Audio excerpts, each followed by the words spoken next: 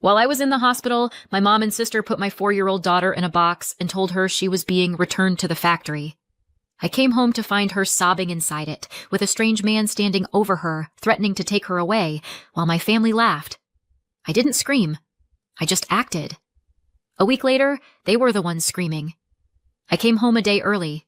Appendix surgery. Nothing dramatic. Doctor said it went fine, and if I could walk without passing out, I was good to go. And I could, because that gnawing anxiety about my daughter wouldn't let me rest anyway. So I called a cab and went straight home. I unlocked the door, stepped inside, and heard a man's voice I didn't recognize. "All right, let's go. I'm taking you with me." Then a sudden burst of crying, and a scream. My 4-year-old daughter, Everly. "I don't want to! No!" I froze. For half a second, my body just stopped. Then came the second scream. "Please! I'll be good!" And that's when I ran. The living room. That's where I found them. There was a huge cardboard box, the same one we used a month ago to store winter clothes. On it, scrawled in thick black marker, "Baby Factory, Returns." Inside it, my little girl Everly, in her fox print pajamas, shaking. Tears streaked her face. Her hands clutched the sides of the box. Her eyes, pure panic. Standing in front of her was some greasy guy in a filthy hoodie, holding a roll of packing tape. And grinning. To the side, this freakishly huge animatronic doll spun its head in slow circles and croaked out in a horror movie voice, "I'm a good girl. I'm a good girl."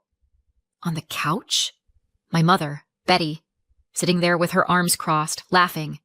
And in the kitchen doorway, phone raised like a proud film director, stood my sister Alana, recording. "That's what you say now, Everly," she giggled. "But what if you're lying? The factory will help you learn." "Come on, get in," the guy chimed in. "Tuck your head. I gotta seal the box." They hadn't noticed me yet. "Stop. Right now," I said. Loud. Clear. Whatever they heard in my voice, it worked. Everything froze. The guy turned first, looked over his shoulder. "Oh, Joss, you're home already," Betty muttered, like this was just awkward timing. I didn't even glance at her. I went straight to Everly. "Mama," she sobbed, arms reaching out of the box. She couldn't climb out. The thing was practically up to her chest. I picked her up, held her tight. She clung to my neck like she was never letting go, started crying even harder. "It's okay, baby," I whispered, stroking her back, kissing her tear-streaked cheek. "You're safe now. I've got you. Nobody's ever taking you away. Not ever." I turned to the guy. "Who the hell are you?" He blinked, looked over at Betty, then stammered. "I'm a friend of Betty's. It was just a joke. Get out." I didn't scream, didn't raise my voice, just said it flat, cold. So Everly wouldn't get more scared. He froze for a second, then bolted, grabbed his ratty jacket and rushed out. I looked at the rest of them, these people who dared to call themselves family. Everly still clung to me. I could feel her little heart hammering through her pajamas. "What the hell is wrong with you?"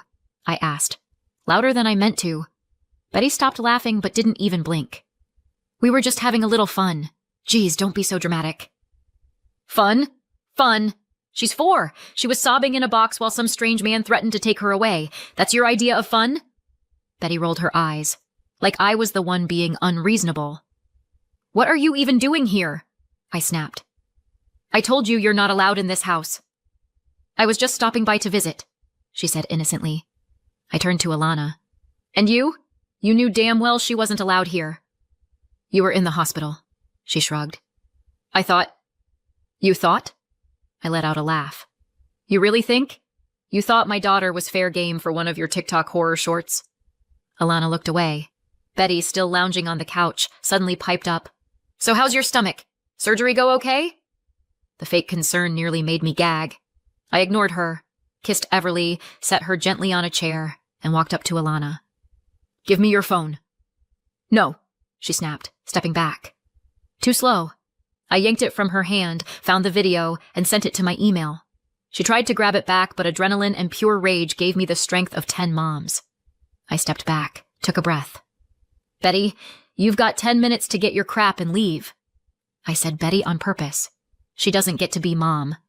She scoffed, but stood up and walked out. "You've got 1 hour." I said to Alana. Whatever's left after that. It's going in the trash. Joss, come on, she whined. You're overreacting. Out of my house.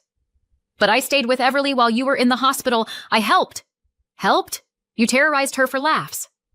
And honestly, I was impressed my voice wasn't shaking. My hands were steady. My whole body felt like scorched earth. Where am I supposed to go? Alana whimpered. I stared her down. Wherever. If you're still here in an hour, I'm calling the cops. I picked up Everly and walked away. I said I'm sorry, she called after me. I didn't look back. We went into the kitchen. Everly wasn't crying anymore. She just wrapped her arms around my neck and hid her face against me. I made her tea, toast with her favorite jam, sat across from her. They'll never hurt you again, I said. I promise. No one will ever treat you like that again. Later, we curled up in bed, and I read her a story about a brave princess and a dragon. She fell asleep partway through, her forehead still scrunched in worry. When I stepped out of her room, the house was finally quiet. Betty and Alana were gone. Only that horrible doll was left, still lying on the living room floor. I picked it up by the hair and dumped it straight into the outside trash bin. If you'd told me a week ago that my mom and my little sister would team up to terrify my 4-year-old daughter to the point of screaming, I would have laughed and said, okay, but they're not that crazy. Turns out, I was wrong. Our family story is as cheap and predictable as the boxed wine my mom used to chug like Gatorade. My dad bailed when Alana was just a baby. Me, I was 5. I have a blurry memory of him once giving me a piggyback ride on the beach. Or maybe it was a neighbor. Who knows? He was barely in the picture. Technically, Mom was a single parent. But in practice, she was barely there either. Hanging out with friends was code for drinking until her liver cried for help. I figured out early that no one was going to take care of Alana except me. By the time I was 8, I was packing her preschool bag, making her breakfast, putting her to bed, because Mom was out for a couple hours that usually turned into sunrise. When I turned 18, Mom disappeared for good. Didn't die. Didn't go missing. Just stopped showing up. Alana was 13 at the time. Still a kid. Braids, braces, hurricane of a personality. I had to go to court and take legal guardianship. The judge looked at me and said, well, it's foster care or you. Solid options, right? So I chose her. Gave up college, got a job. First at a front desk, then as a paralegal for a friend of a friend. That's where I've been ever since. It's not glamorous, but it pays the bills. House, daycare for Everly, groceries, and yes, even Alana's classes. Technically, she's enrolled in community college. Realistically, she spends more time on Instagram than on coursework. The first couple years after I got custody, it kind of worked. I pulled the weight. She existed. School was a constant mess. Fights, skipped classes, selfies with cheap beer, and every time I made excuses, she's acting out because of Mom. She'll grow out of it. When I was 20, I met Jeremy. We got married. Then came Everly. That's when the cracks widened. Alana was 16 and suddenly realized I wasn't an endless ATM anymore. Because plot twist, babies cost money. And unlike sulky teenagers, babies can't get a part-time job at Starbucks. To Alana, that was betrayal. You spend everything on her, she snapped once while I was buying diapers. Yeah, I said. Because she poops herself and you don't. Unless I missed something? Jeremy, for what it's worth, wasn't thrilled about supporting my sister once she turned 18. We argued about it a few times, then he gave up. Then he left. So it was just me, Everly, and Alana. And life under one roof went from hard to hellish. I worked. Alana coasted. She wanted money but did nothing to earn it. At 18, I could have kicked her out. But I didn't. I let her stay. For 2 more years, she played adult while acting like a freeloading kid. My income was the only income. Most of it went to Everly, daycare, food, clothes. Alana got the leftovers, and she hated that. Not out loud, but I could feel it. She didn't want love. She wanted funding. Then Mom showed back up. Older, but still wearing that same pickled expression that screams, "Got any cash?" She said she wanted to reconnect. I told her the door was closed, firm but polite. Alana, of course, had other ideas. She thought it was some kind of fairy tale reunion. I saw it for what it was. Mom sniffing around for handouts and someone to validate her mess. We fought about it. Alana called it restoring the family. I called it letting the booze back in. Then I found out Alana was slipping her some of my money. Not huge amounts, but enough to keep Betty around. I let it go. Why? Because I was still trying to understand. Alana didn't remember the worst parts. She didn't remember the mornings with no food, the puke in the hallway, the smell of cheap vodka soaking through the couch. To her, mine was this vague idea, someone who came back and wanted to be better. Maybe she did want a mom. I won't pretend to know, but what I do know now is that Alana also wanted an ally. Someone to side with her when I said no. Someone to whisper, "She's so controlling," or "Your sister's impossible." Then came the appendicitis, sharp pain, ER, emergency surgery. Just like that, I was in a hospital bed. Everly stayed home with Alana, and I didn't think twice. Sure, Alana was moody, bitter, but she'd never hurt her. Right? Wrong. Looking back, there were signs. Alana got annoyed with Everly a lot. She called her chubby, clumsy, laughed when she tripped or cried. I caught her doing it more than once. When I confronted her, she'd roll her eyes and go, "God, it's a joke. Lighten up." I should have known then that one day that joke would turn cruel. There was the time she threw a toy so hard it cracked. Or when she left a 2-year-old Everly alone at the park because she just ran into the store real quick. I found my baby sitting alone in the sandbox. Or the time she forgot to pick her up from daycare because she was busy scrolling on her phone. We fought. I got angry, but I always forgave her. I thought she was careless, not malicious. Turns out, she was both. What they did during those 2 days while I was in the hospital? I'll never know. Maybe Everly missed me and got clingy. Maybe she annoyed them. Maybe Betty gave her one of her life lessons, and Alana thought it was hilarious. But what I walked into when I came home wasn't a prank. It was a performance, a staged production designed to terrify a small, defenseless child. They prepped for it, bought props. Betty invited her creepy boyfriend, because what normal grown man volunteers to scare a preschooler in a box? Maybe they thought it was a lesson. Maybe they thought I'd come home to a perfectly obedient Everly. Or maybe they just liked the feeling of power. I don't care anymore. All I know is, that day, the family discount officially expired, Formula Rende. Everly was asleep. Kind of. More like twitching and murmuring like a cornered animal than actual sleep. I sat beside her, watching her clutch that old stuffed bunny like her life depended on it. My insides were boiling. My phone was on the nightstand. I already knew what was on it. Knew I had to watch it before I lost my nerve. I hit play.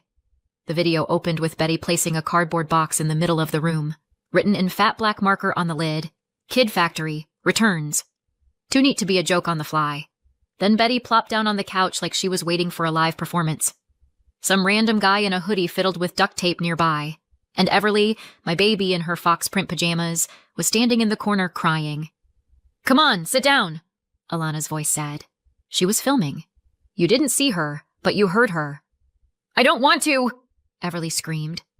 My heart slammed against my ribs. "Hurry up, you're holding up the line," Betty chuckled. "Uncle's waiting." Then the man stepped into frame. "Everly, let's go," he said, and just like that, he grabbed her under the arms and started carrying her toward the box. "No, don't touch me! Mommy!" she screamed, squirming in his arms, her little legs kicking.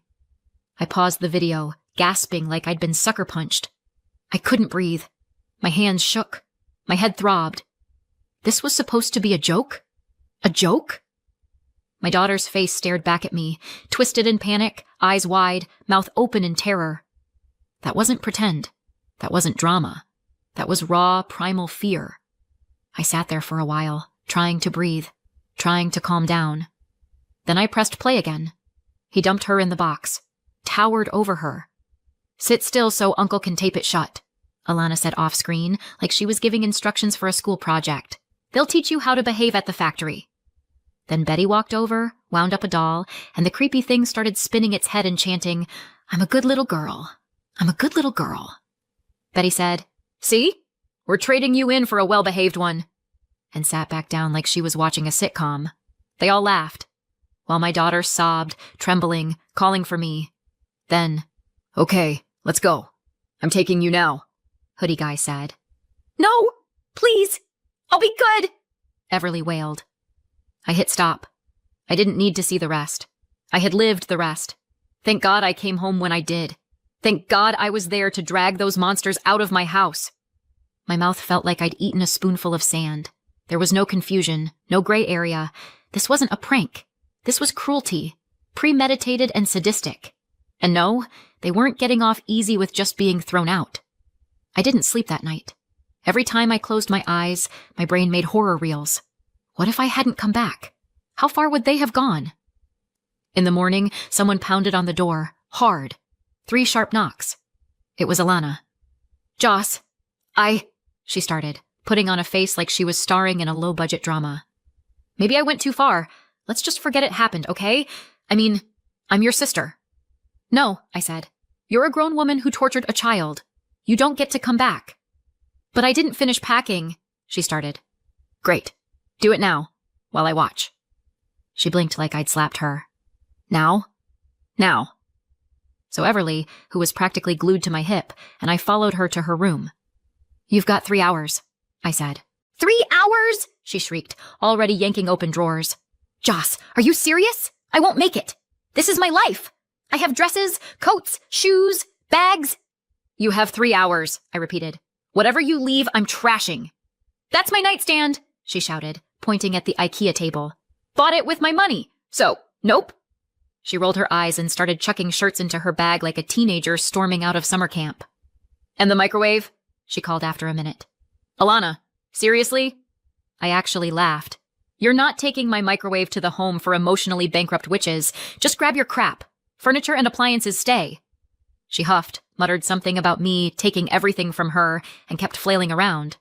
I went to the kitchen, made tea, left her door open on purpose. From the kitchen, I could see her rushing back and forth, tossing clothes, zipping up bags. Everly sat at the table with a coloring book. I sipped tea. A couple hours later, the hallway was piled up. 3 suitcases, 2 bags, 1 trash bag full of shoes. "That's it. I'll come back for the rest later," Alana said. "No, you won't," I said, holding out my hand. "Keys.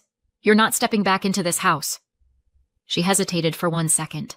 Then, sighing like she was the victim, she slapped the keys into my palm. When the door shut behind her, her room was a graveyard of empty hangers, torn magazine pages, a single old sneaker, and enough dust to coat a toddler. The house was silent. Even Everly seemed to breathe easier. The next day, I went to the office. Everly sat beside me, drawing while I showed the video to a colleague. "This qualifies as child endangerment," he said. "You have a solid case for a restraining order. And here in Texas, they could be looking at jail time." "All 3 of them?" I asked. He nodded. "You've got it on tape. They were all involved." That afternoon, Everly and I went to the station. I filed the report, attached the video. 1 cop was attentive, professional. The other acted like I was complaining about a neighbor's barking dog. But I looked him straight in the eye and said, "My daughter cries in her sleep. This isn't a joke." They filed everything and said a temporary restraining order would be approved in a few days. If they violate it, new charges. I thanked them and we left. That evening, Everly was unusually quiet. No "Mom, look." No updates on her drawings. I pulled her into my lap, held her, stroked her hair. "You know what, baby?" I whispered. "Things are going to be different now. I talked to people whose job is to protect us, and they've already started." "So they won't come back?" she asked, her voice muffled against my shoulder. "That's right," I said. "No one gets to hurt you. Not ever. Mama's always going to be here, and we'll always be together." She nodded, but didn't let go of my neck. I kissed her temple and said softly, "We're safe now, Evie. We're safe." And in my head I added, "I hope that's true. But I know them too well to believe it completely." A week after I filed the report, they each got official letters from the police. Alana Wilson, Betty Wilson, and Randall Miller. Date, time, location, and a line in bold. "You are persons of interest in an ongoing investigation involving emotional abuse of a minor. Not charged, yet, but not just witnesses either." Alana was the first to call. "No way. Are you serious?" No hi. No how are you? Just straight panic. "You want me to go to jail?" "You chose that route yourself," I said. "Joss, it was a joke!" she nearly screamed. "I'm your sister. You seriously want me locked up with people who traumatize little kids?" "Yeah, that's where you belong," I cut in. Everly flinches at loud noises now. She cries in her sleep. She's scared of male voices. That wasn't a joke. That was torture. Well, I didn't mean to. I'll talk to her, make her feel better. Don't you dare, I snapped.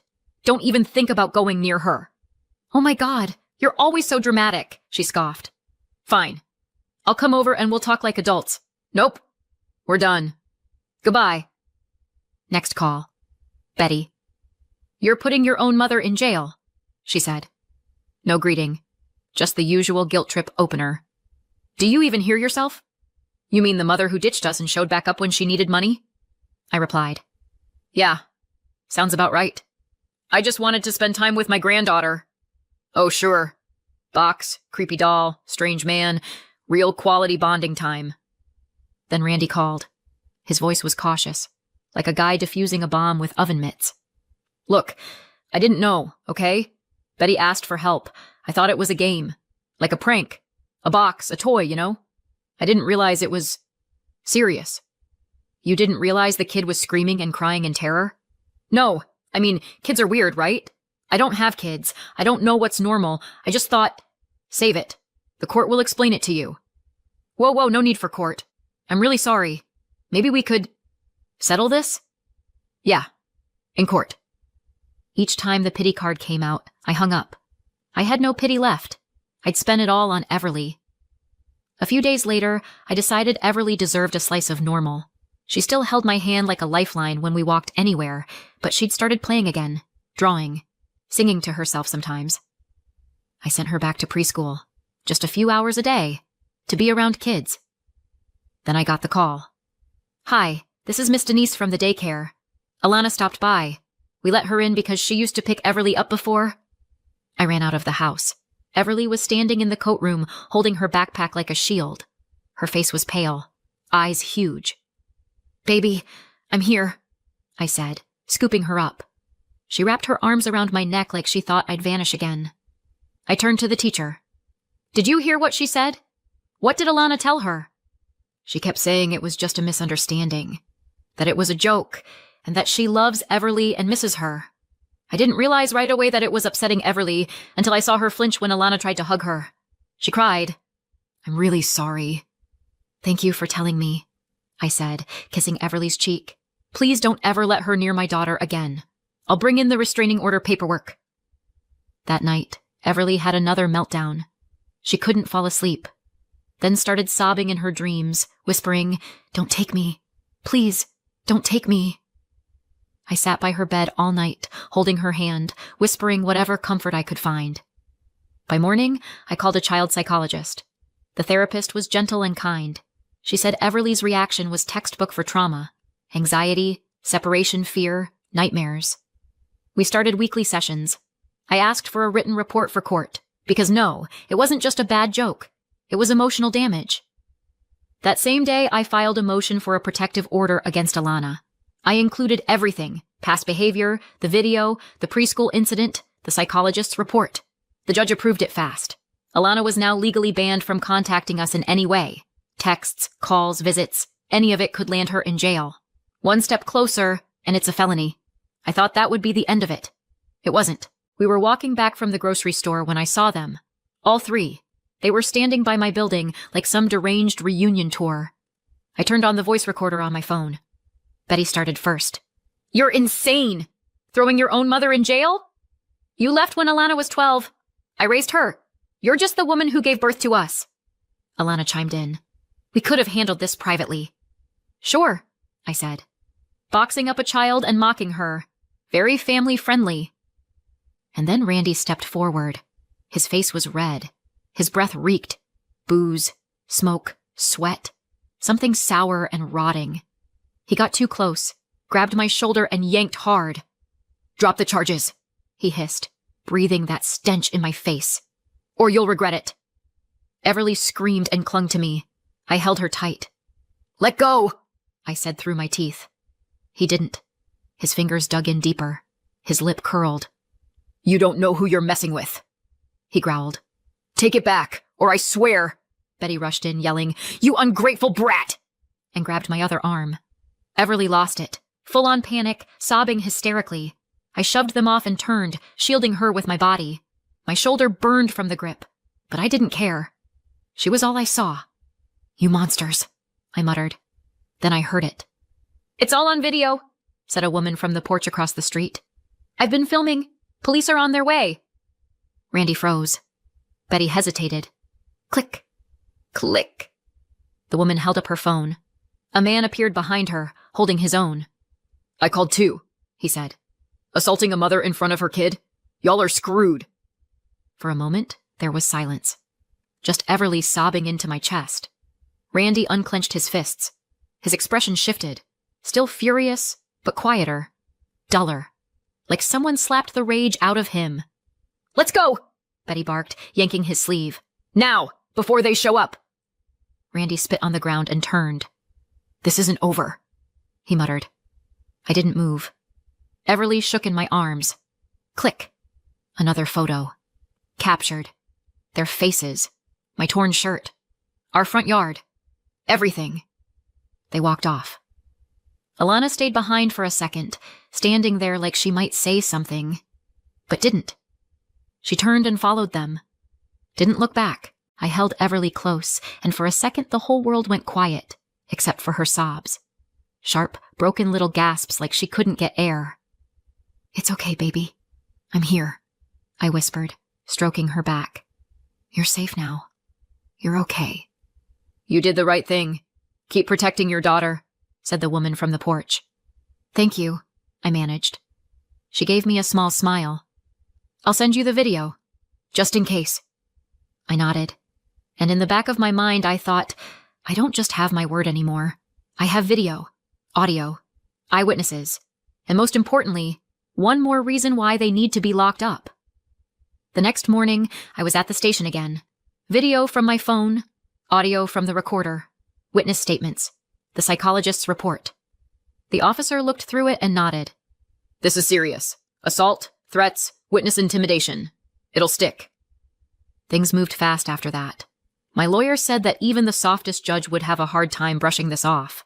The trial itself was boring, honestly. I said what I needed to say. Nothing more. They tried the usual. Alana cried. Betty yelled. Randy sulked.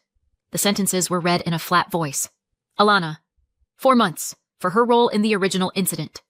Betty, 8 months for participating in the emotional abuse and helping with the assault. Randy, 18 months for putting a child in a box, for physically attacking me, and for making threats. I didn't smile. I didn't feel triumphant. Just still. Quiet. They yelled things as they were being taken out. I didn't listen. It's been 6 months since then. Our house is quiet. The good kind of quiet. The kind without shouting, blame, or twisted guilt trips. Everly plays. She sings. She draws little pictures and hums while she does it. And for the first time in a very long time, I don't feel guilty for simply existing. Alana got out after 1 month. She called. Tried to guilt me. Asked for money. I hung up halfway through her speech. Haven't heard from her since, though I did see some post on social media where she whined about how her sister ruined her life. Cool.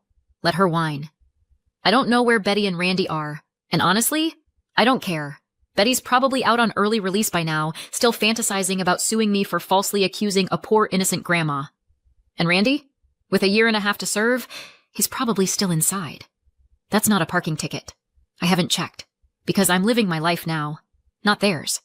Me and Everly? We bake cookies. We go on walks. We read bedtime stories. She still sees the therapist. There are occasional nightmares, but now she has words for her fear. She can name it. She laughs out loud again. She asks when we're going back to the zoo, and that means we're healing, slowly but surely. One evening, when she fell asleep with her head on my shoulder, I caught myself thinking, family isn't the people who gave you blood. It's the people who would never hurt your child. I didn't do this to get revenge. I did it because I'm a mom. So what do you think? Did I do the right thing? Would you have done it differently? Let me know. I'd really love to hear your thoughts. And if this story resonated with you, hit subscribe.